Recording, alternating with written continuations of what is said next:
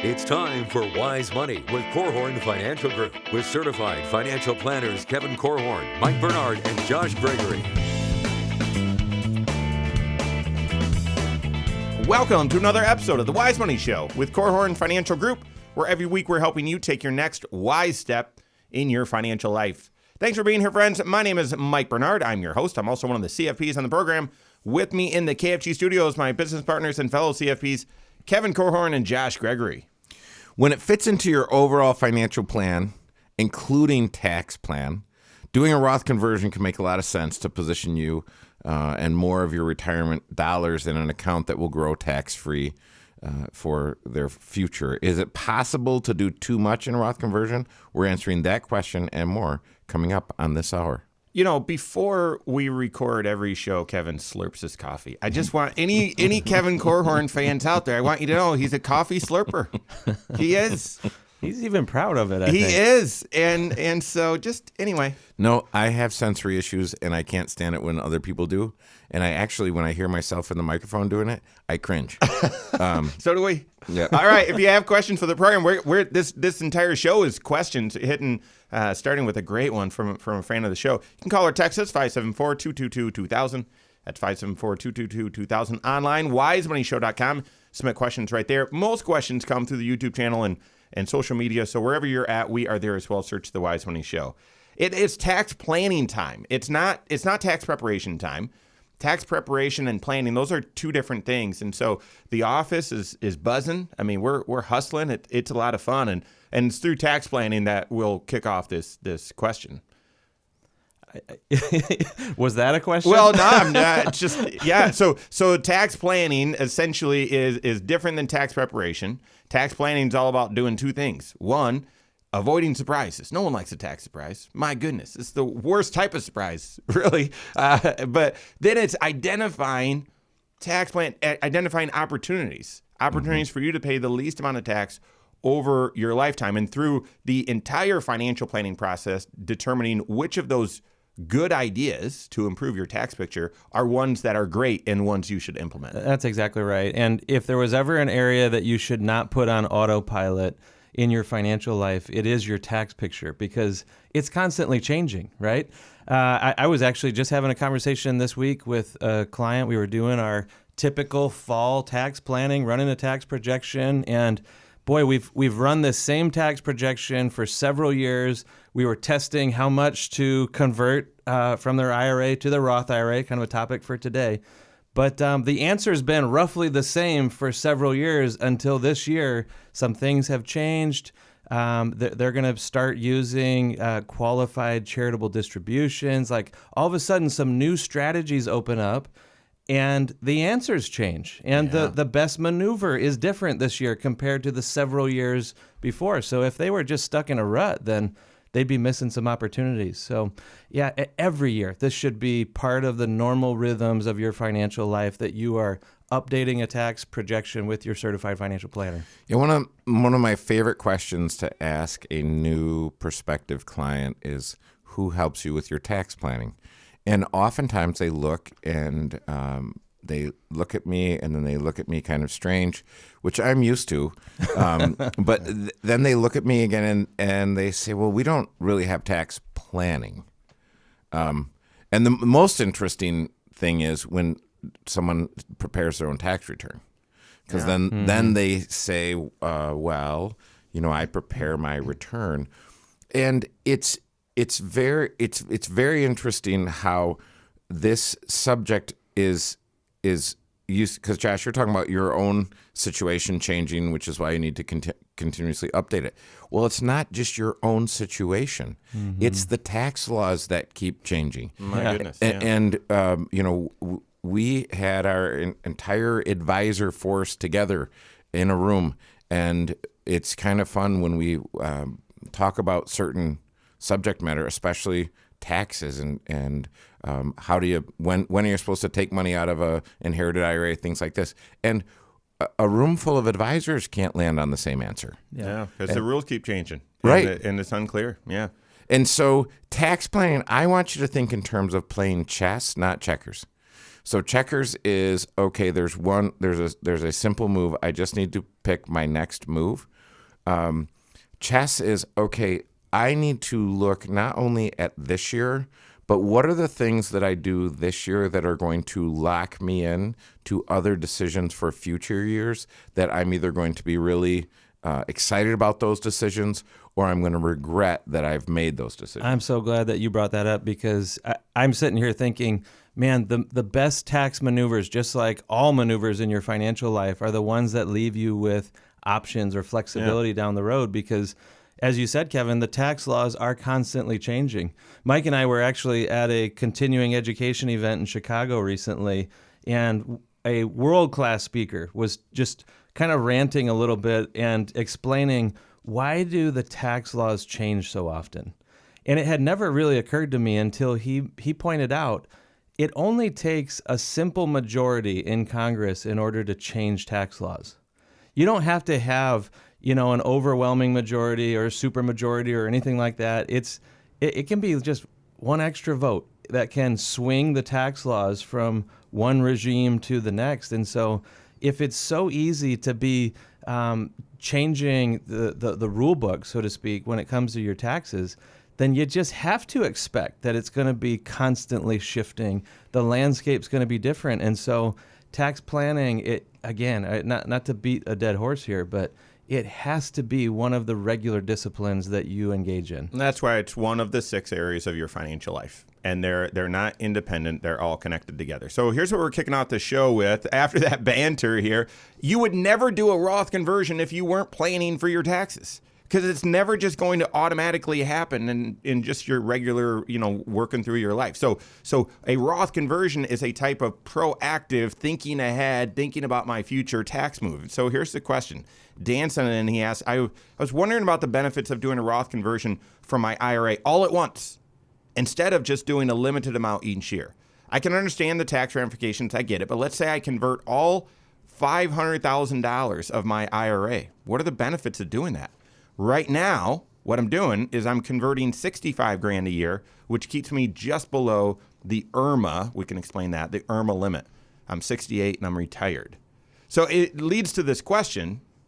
Well, is there such thing as, too much Roth conversion or too little? I was having a conversation with one of our all-star CFPs earlier this week, and she didn't know this was the question we were going to tackle on this week's show, but she said the same thing. Hey, I'm meeting with some folks later today, and we ran the numbers on doing a Roth conversion up to this limit, and then they said, well, should we do more? What would it look like if we did more?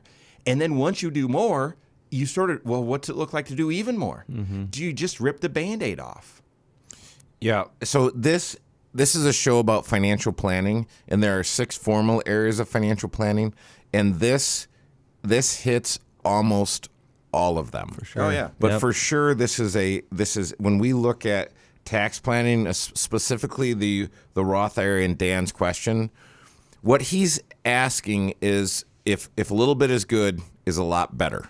Mm-hmm. And I learned a long time ago related to cookies and donuts and stuff like that. The answer is a resounding yes. But you can box yourself out of certain benefits or put yourself on a certain trajectory that you may or may not like, and also that your heirs may or may not like. I mean, this is where you say, well, it's tax planning. Well, it's also an estate planning question. Oh, absolutely. And there's a number of other. Well, so what is a Roth conversion? Let's just start there for folks that are wanting to catch up. So there are 2 ways to get money into a Roth IRA. One is to be able to contribute, and if I'm contributing, I can do $6,500 a year. If I'm 50 plus, I can do another $1,000 in a catch-up. So I can do $7,500 a year into a Roth IRA. Now, currently, there's a phase out on that. If I make between $218 and $228, I can't contribute to a Roth IRA. Married, filing jointly. Married, filing jointly. Yeah. So if I make too much money, I can't contribute. So that's the first way to get money in. The other way to get money in is to convert. And this is the tax planning that Mike's talking about, is if I'm converting, I'm declaring there's money over here that I've not paid taxes on. In an IRA. that I'm going to pull into this tax year and pay taxes on it. I'm going to take it from my traditional IRA, let's call it, and I'm going to convert it to my Roth IRA. Mm-hmm. And when I do that, the tax liability is due for that tax year. Okay, so that's the Roth conversion. You can do it in a 401k as well, in plan conversion, so on. There's a couple other kind of nuances we'll explain. And then, well, what are the ramifications? What are the pros? What are the cons? And should you do a lot of this? We've got that and more coming up on the Wise Money Show with Korhorn Financial Group. Hello, YouTube. Thanks for being here. This is the Wise Money Show. What you're watching right now is our weekly 1-hour talk show that airs right here on this channel, 10 a.m. Eastern Time every Saturday morning. The reason it's an hour long is because not only does it air right here and on podcast, but airs on a couple local radio stations. And so one of the comments we get all the time is, I wish it wasn't as long, make the point a little bit faster. And I know I get that. And yet at the same time, it is a talk show. And so because we get that, we've got Next Wise Step videos that air all throughout the work week, designed and structured just for YouTube, that air on this channel Monday through Friday, taking this exact concept about pros and cons of Roth conversions, some of the nuances that we didn't get into and the limits with Roth contributions and other things to consider with Roth conversions. All of that and more is right here on this channel. So make sure you hit that subscribe button, turn on notifications. If you like the content, appreciate it. All right, let's pick it back up. Let's do it. And then any more slow walking, and then get into answering the question. So pros, cons, why would you do this? Why would you not? Okay. Mm-hmm. If you're going to do it, here are the considerations, the pros and cons. Yeah. All right.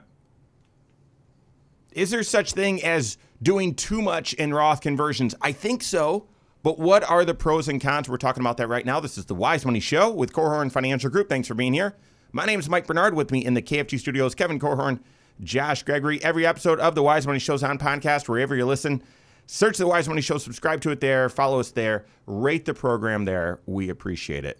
Tackling a question from a fan of the show, Dan, and essentially wondering about, I've been doing a just Roth conversion of about $65,000 a year, gets me up to the income-related monthly adjustment amount limit, the IRMA limit. Should I just rip the Band-Aid off and in 1 year do a Roth conversion of my entire IRA, which he says is $500,000?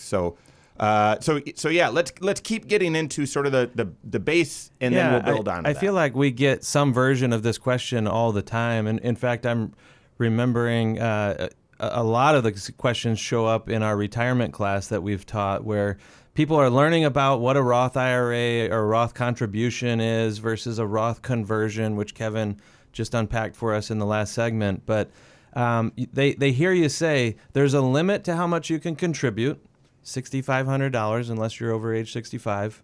Then you get an extra $1,000. But what is the limit on how much you're allowed to do in a Roth conversion? And my answer is always, well, it depends on how much pain you're willing to take, right? Because this is creating a taxable event. It's a proactive move that you don't have to make. You could keep the existing dollars in your traditional retirement account, whether that's an IRA or your 401k at work, and you can just keep postponing the tax bill on that.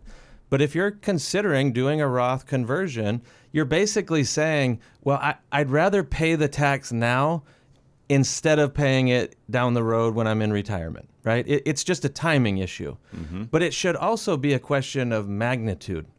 Can I get a better deal on that tax bill today than I do out there in the future? And, in Dan's case here, he mentions an important phrase that gives us some clues as to what stage of life he's in. He's over age 65, and we know that because he's caring about, or he's mentioning, the amount he's going to end up paying in Medicare Part B premiums and Part D premiums. And we've done shows on this in the past as well, recent past. But we basically point out that when your income goes too high, the government, because they're doing essentially means testing on your Part B premium amounts, you're going to pay more in premiums because your income crossed certain thresholds. And a Roth conversion is one of those events or one of those activities that can create more income and push you higher, essentially. So you got to look at it this way. If you're doing a Roth conversion, I guess here are some of the stages. You doing a Roth conversion into, if you're already in the 12% tax bracket and you're comfortable and we feel like, yeah, that's probably a good deal. At some point, these dollars are going to have to come out of this pre-tax account, and I'm going to have to pay tax on them, or my beneficiaries will. Yeah, I think right now at 12%, let's do it. So you could fill up the 12% tax bracket. And you should be considering that. I think everyone should be looking at that, because if you're just a student of history and you recognize, boy, for a long, long time, there was no such thing as a 12% bracket. This is a really low rate to pay taxes at by historical standards. So why not pay as much pay tax on as much of your income as possible in that lower tax bracket? 12% for a lot of people is almost a no-brainer. So then you go to, well, no, I'm in the 22%. Or if you say, well, should I convert into the 22%? You then have that same discussion with yourself, or ideally with your CFP that's doing tax planning. Well, is 22% a good tax rate to pay tax on this money? And I agree with you, Josh. The 12% could be a no-brainer, depending on how much you have in your IRA.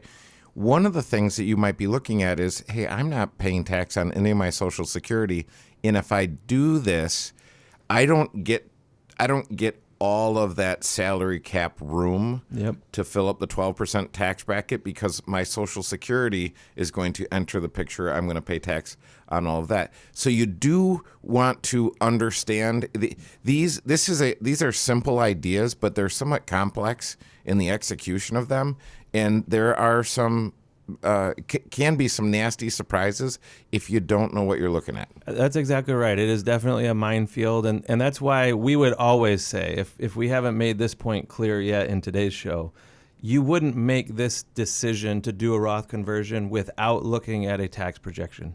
Don't just blindly charge forward and hear three knuckleheads on the radio say how awesome it is to convert money from an IRA to a Roth and say, well, then that must be for me.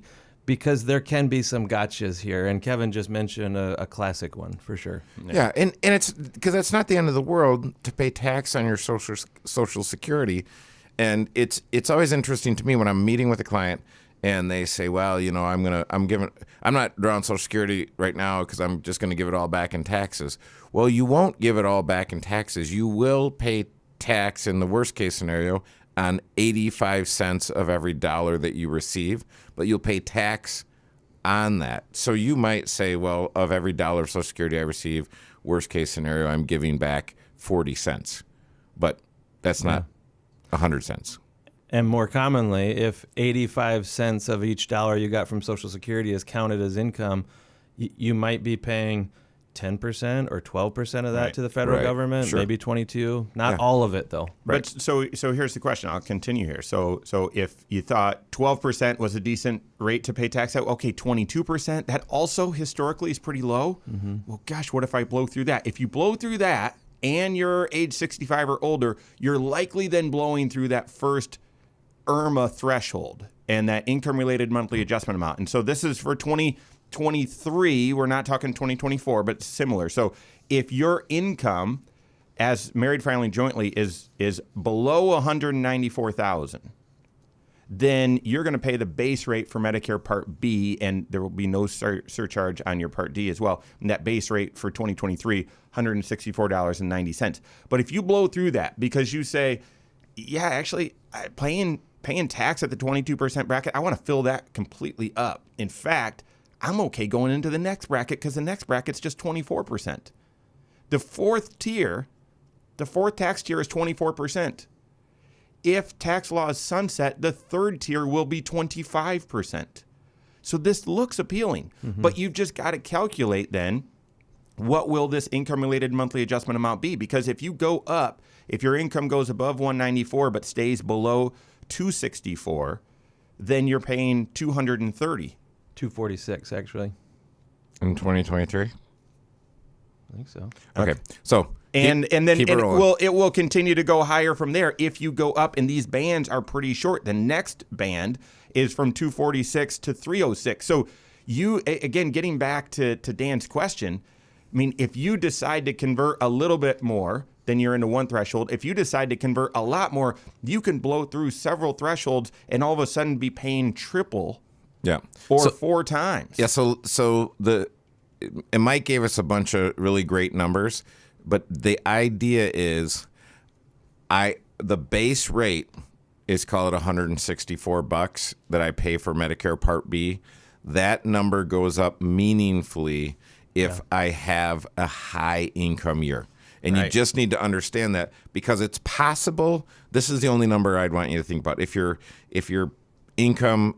married filing jointly and your income's $750,000 or above, you're going to pay $560 per person. Spouse.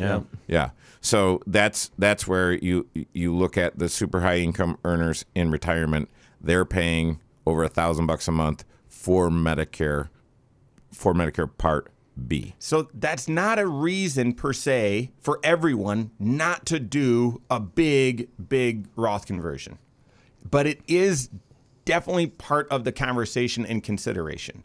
Many people, and I'll tell you, and again, it's not one size fits all, but many people were looking at doing Roth conversions to fill up a certain tax bracket, certainly 12%, possibly filling up 22%, or maybe just filling up right up into this IRMA threshold, and let's not go over that. Mm-hmm. But then we'll get back to this question here next segment, and that is, okay, well, what if you just blow through the stop sign? What if you just say, hey, I'm just going to go all in 1 year and just rip the Band-Aid off? I have a few experiences from clients that have done it. Now, you can tell in hindsight, oh, wow, yeah, that was a pretty good move.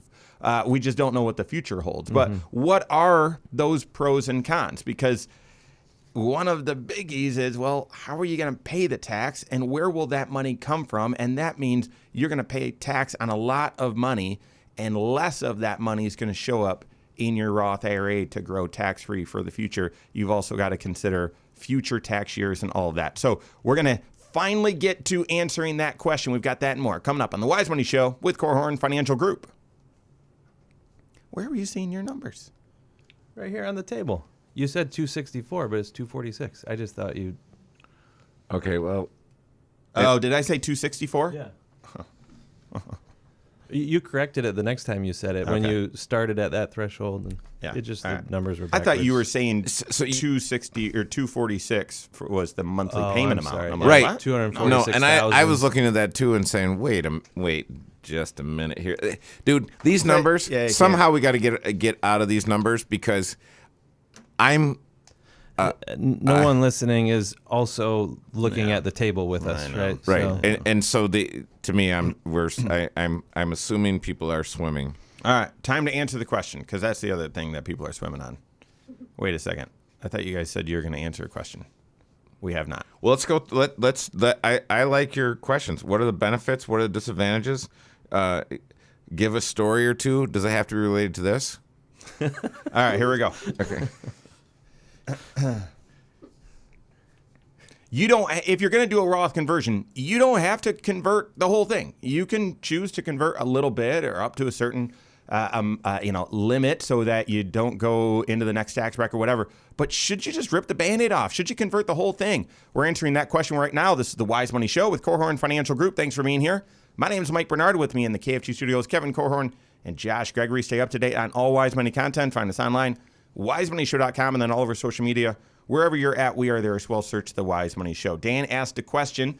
Doing Roth conversions right now, $65,000 a year. He's 68, and he's doing $65,000 because it gets him right up to that IRMA threshold. So he's not paying a surcharge on his Medicare Part B and Part D premiums. And just FYI, if you're doing that, that surcharge is based on your income from 2 years ago. So you actually don't know exactly what those limits are going to be. But I do get what you're saying, Dan. Guys, we got to get to the question. We've been dancing around it and just talking about the issues for a while. But his question was, do I just convert the whole thing? Should I just swallow the pill? Take the full tax paying in 1 year, convert all $500,000. What are the pros? What are the cons of doing that? Well, I think one of the pros of doing any kind of Roth conversion, the whole reason you would do it is because you're paying tax today so that you can avoid a tax out there in the future. And all of the growth that happens from that day moving forward, after the money moves from the IRA to the Roth IRA, inside the Roth IRA, it's growing tax-free. And how awesome is it to do a Roth conversion when the markets are down? You know, if we're in a bear market, the market is temporarily depressed.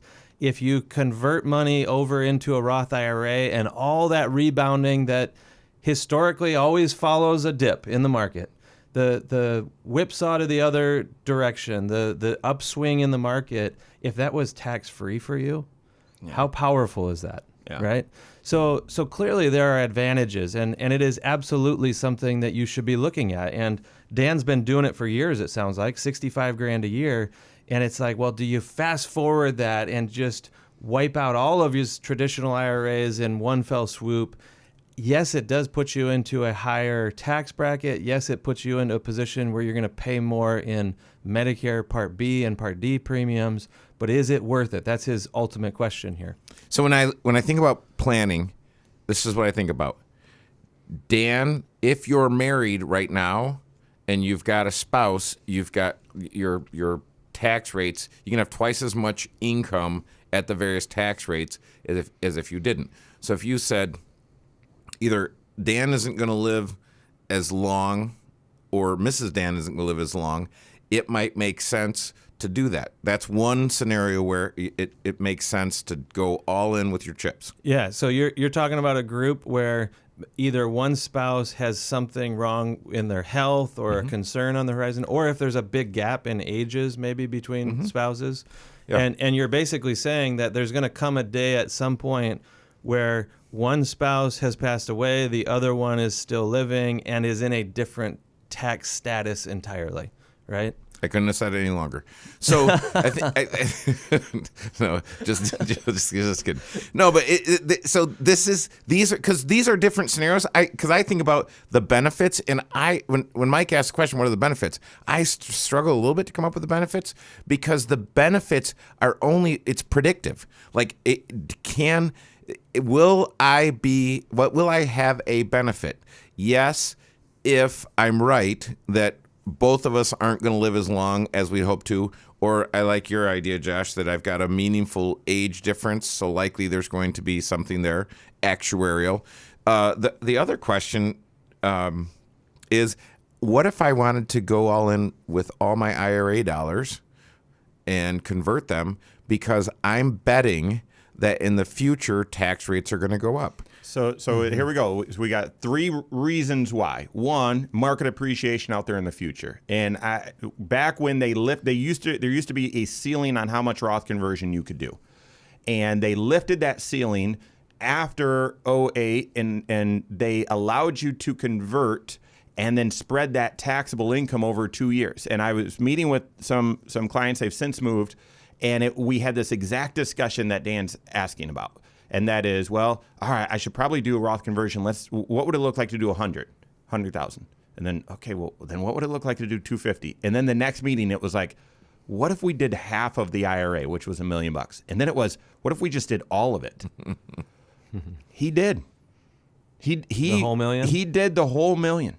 Could you imagine converting $1 million in 2010, late 2009?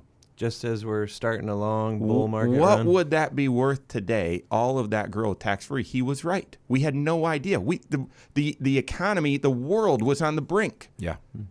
And yet, that was an enormous benefit that he received. That second one is if you are suddenly single, your tax bracket shrink and you get to a higher tax rate much faster, and therefore that'd be a benefit of doing this now if you're married. Or if you have a shorter life expectancy than what you were hoping or whatever, and now your kids inherit a lot of this money and they have to pay a higher tax. So that's the second benefit or second reason why. And then third is, what if tax rates go up in the future? Or my common argument to that is, what if tax rates don't go up that much, but they continue to create new taxes? Well, that'd be the third reason. And at 68, Dan, you're still young. Yeah. So I think all of those benefits, even if we see a drop in the market before we see an acceleration over the next 2 decades, there's never been a time over 2 decades where the stock market hasn't been higher. I would also point out that a Roth conversion is very much a multi-generational type of strategy. You're thinking about more than just your tax picture, because as you pointed out, if you're going to leave some extra dollars behind, leaving behind Roth dollars is extra powerful for the next generation. But I'm also thinking about the generation before you. Do you know, is there some sort of possibility that you could be inheriting additional dollars at some point that still have an IOU to the government attached to them? And so if you could be diffusing some of your own tax IOU, essentially, in anticipation of receiving an inheritance, maybe you're keeping yourself in a more flexible, nimble position as that inheritance comes someday. Yeah, I like where you're going, Josh. I was thinking of it from a different direction. So you're saying if I've got money from the generation above me that might be coming down to my generation, let me make some room for those eventual dollars. The other thing, and again, all this stuff has to be predictive, as we said, because if the generation above me ends up somehow spending through all those dollars, then I made room for nothing. Now, the other issue is if I look and I've got 2 children and they both have incomes that are considerably higher than what mine is, and so their tax rates are much higher than mine, then that starts to make some sense, because the question is, okay, with these dollars, who's going to pay the tax on these dollars? And the kiddos aren't going to have the time. The kids used to have the luxury of time, whether the beneficiary was the kids or the grandkids.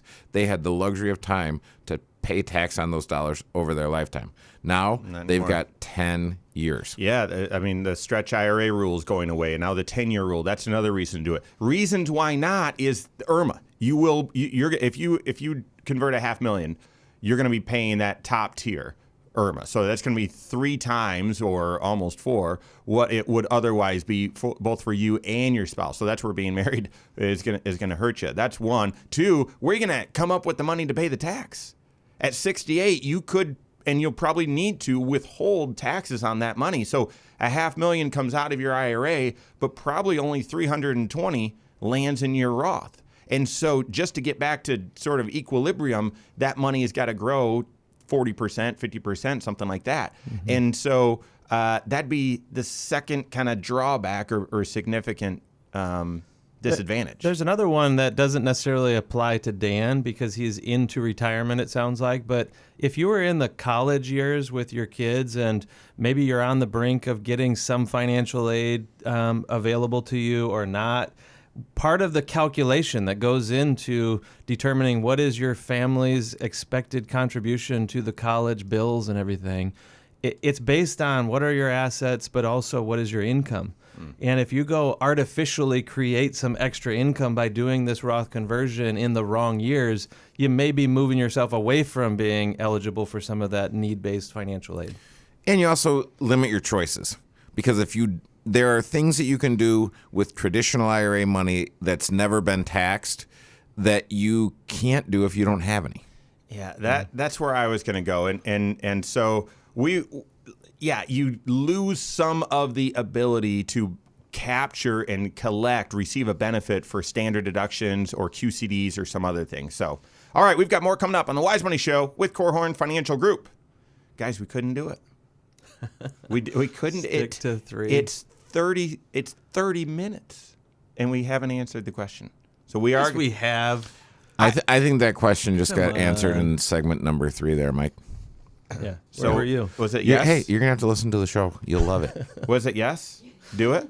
Sure sounded like it. No. Was it no? No. You wanted can't. A definitive recommendation? I wanted a definitive. How would you decide? Here's how I decide. We talked about pros and cons. I'm going to give the weenie answer then, and I'm going to say you need to talk to your financial advisor. All right, there you go. You're certified. Yeah, talk to your financial planner. Make sure they're certified. How about that? Okay. Do we? I know it's a political answer. Mike, I'm a political animal. We still have a whole nother segment too, by the way. Yeah. So no, I guess that's why I was teasing. Like, do we pick this back up, or do we completely shift? I think we need to answer the question. Okay, that's why I was. Oh my word, Okay. Josh! We answered the question. I can't believe you just said that. Here we go. Fourth segment. Land on the plane. Just follow my lead. Why did you ask that? Okay, hang on. Let me. We're following. Hang on. Following. Are you getting other questions teed up? Yeah. Does Irma look at your marital status from 2 years ago? Yeah. Yes. Yeah, the thresholds Yes. are based on married versus single. So we always reference the married numbers, but So like if you did that conversion and then the next year your spouse dies, then the year when you're going to pay on that income, it's looking at your marital status from then or currently? I believe it goes based on it's based on your income and marital status from the prior. yeah, Right. 2 years back. Because there'd be no way of knowing, okay, well, Right. you filed a married return, but now you're single, so what would your single return have looked like? Yeah. So, Right. Yeah, Lindsay, stick with us. None of this stuff makes any sense. all right, here we go. It's not supposed to. Thanks for being here. This is the Wise Money Show with Korhorn Financial Group. My name is Mike Bernard. With me in the KFT studios, Kevin Korhorn and Josh Gregory. Every episode, as well as a lot of other content, is on the YouTube channel. Go check it out. Go to YouTube, search the Wise Money Show, and subscribe to it. Turn on notifications as well, so you're going to be aware every time we drop new content. We're talking about a fan of the show that had mentioned to Kevin that one of the shows they had learned something that they then shared around the office and whatnot, and you can easily do that with YouTube with YouTube shows. And so go to YouTube, search the Wise Money Show, subscribe to it there, guys. That might be a record. I'm gonna say 30 minutes. We haven't answered the question. There's a few more questions here about Roth conversions from fans of the show, so I want to get to those. But just quickly, is that oh yeah, I would definitely, I wouldn't even hesitate to convert $500,000, or no, you've got to look at a actual tax plan first. Okay, so if you want to do the Ready, Fire, Aim program and give me limited fact pattern to be able to make a decision, here's what I'd say. Hey, Dan, it seems like what you got going makes a lot of sense to me. Mm-hmm. I would have to have something that's very meaningful to convince me to go all in with your $500,000. So based on what I know now, I'd say, Dan, it looks like it probably makes sense to continue doing what you're doing. But I would want to see all the things. Work with a financial planner. Make sure they're certified. We've got financial planners on our team here that work with these issues all day, every day.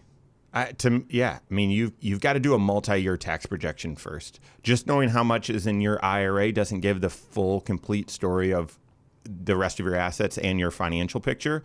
Because if these are all of the taxable dollars that you don't have any, interest income, dividend, capital gain, anything like that. This is it, and you go all in. You've over converted because you're not going to use your standard deduction each year. We don't know whether you're charitable or not, so you wouldn't do QCDs, and you'd bring your RMD to zero, which might feel great, but technically your RMD, if you're married, could be 12 to 15 grand and really have you not paying any tax at all any given year. Yeah. So it's very possible that overdoing it. Now, if one of you passes away next year, or you both pass away, or something like that, that certainly could we should have done that. But I like the idea of continuing on the plan that you're on. I would do a multi-year tax projection, projecting out your tax picture over the next 7 to 10 years. I would need to see that in order to convince me to go all in.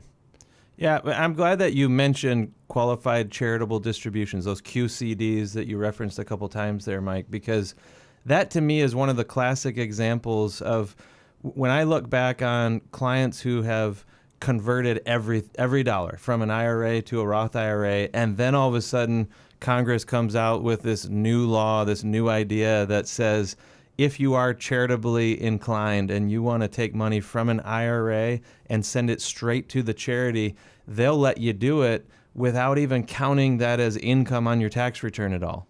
Normally, you have to receive your income, add it to your tax return, and then make your charitable contribution. That's how the laws have always been, right?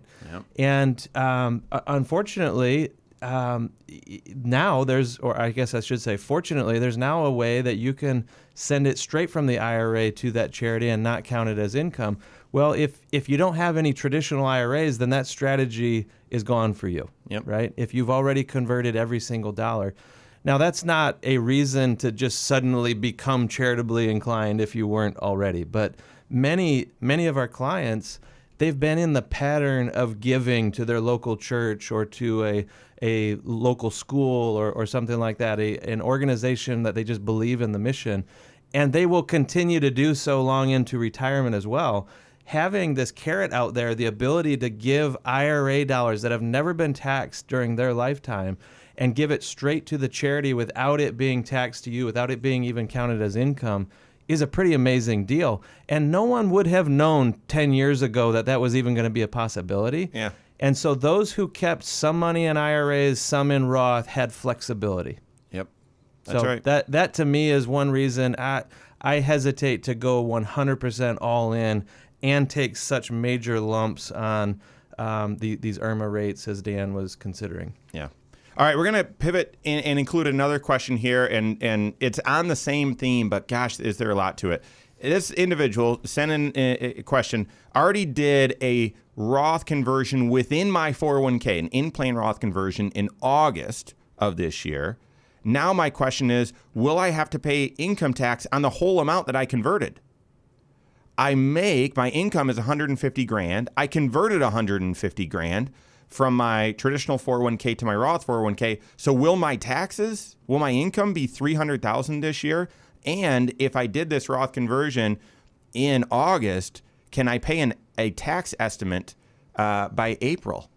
We've got several issues here, not enough time. I mean, the very quick answer is, yeah, you got to pay tax on that entire converted amount this year. So if you're making 150 grand and you converted 150 grand, your income that year is 300,000, and then minus deductions and whatnot.